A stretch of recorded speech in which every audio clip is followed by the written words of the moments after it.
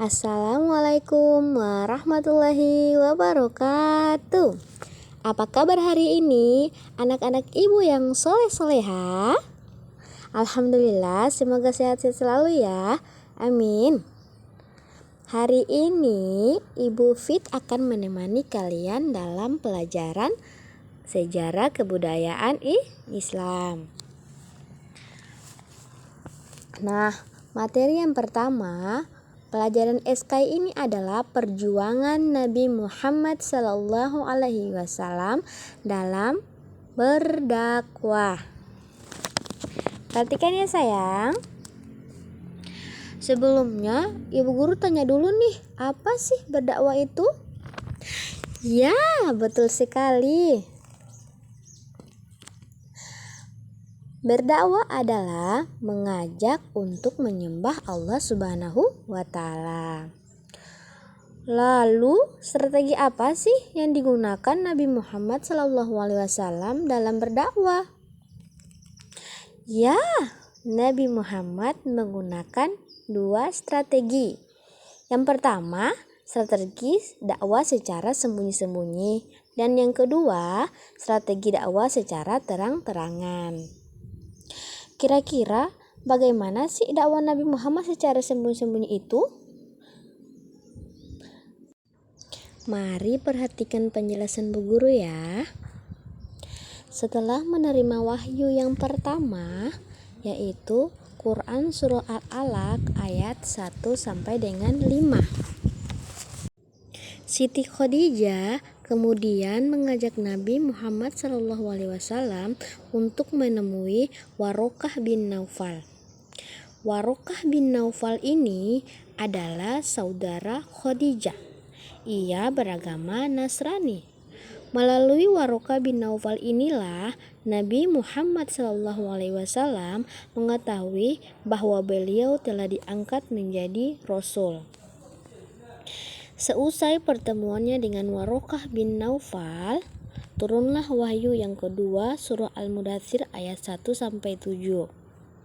Dalam ayat tersebut, Allah memerintahkan Nabi Muhammad untuk berdakwah kepada umatnya.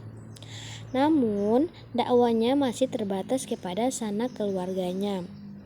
Dalam masa dakwah itu, beberapa orang bersedia menerima ajaran Islam. Mereka ini disebut dengan as-sabiqunal awwalun, yang berarti golongan orang-orang yang pertama masuk Islam. Pelajaran agama Islam disampaikan langsung oleh Nabi Muhammad SAW di rumah Arqam bin Abil Arqam. Adapun as-sabiqunal awwalun ini terdiri dari beberapa golongan. Golongan perempuan ada istri Nabi Muhammad SAW yaitu Siti Khadijah. Golongan anak-anak ada Ali bin Abi Thalib. Golongan sahabat dekat Nabi ada Abu Bakar bin Abu Quhafah. Selebihnya diisi oleh sahabat Nabi Muhammad SAW. Golongan orang-orang yang termaklum golongan as-sabiqunal awwalun yaitu terdiri dari 2 golongan. Golongan keluarga dan golongan sahabat. Golongan keluarga terdiri dari Khadijah binti Khuwailid. Beliau adalah istri Nabi. Yang kedua, Ali bin Abi Thalib. Beliau itu sepupu Nabi. Yang ketiga, Zaid bin Haritsah adalah anak angkat Nabi. Yang keempat adalah Ummu Aiman, beliau adalah pengasuh Nabi.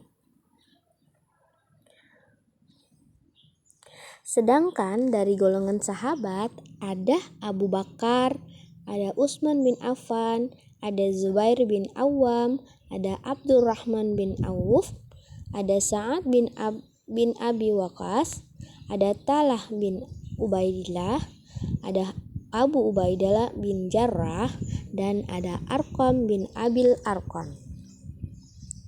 Setelah strategi dakwah Nabi tersebut dikenal dengan strategi dakwah secara sembunyi-sembunyi.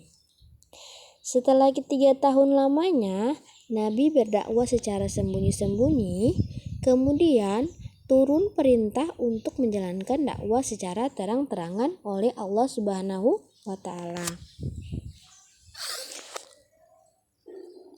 Perintah itu terdapat dalam Quran surah Al-Hijr ayat 94 yang berbunyi fasda' bima tu'maru wa a'rid 'anil masyrikin, yang artinya maka sampaikanlah Muhammad secara terang-terangan segala apa yang diperintahkan kepadamu dan berpalinglah dari orang-orang musyrik.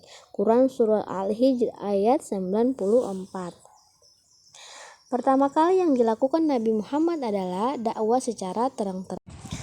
Adalah usaha pertama Nabi, mengumpulkan dalam jamuan makan para kerabatnya dan orang-orang yang terpandang dari kaum Quraisy.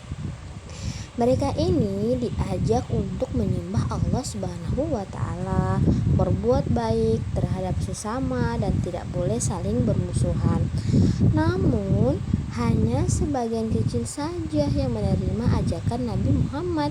Sebagian besar menolaknya, termaksud paman Nabi yang bernama Abu Lahab.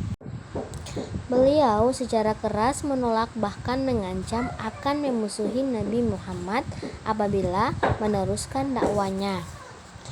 Walaupun mendapat tantangan dan ancaman dari orang-orang yang menolak dakwanya, Nabi Muhammad tetap tabah dan tidak berputus asa.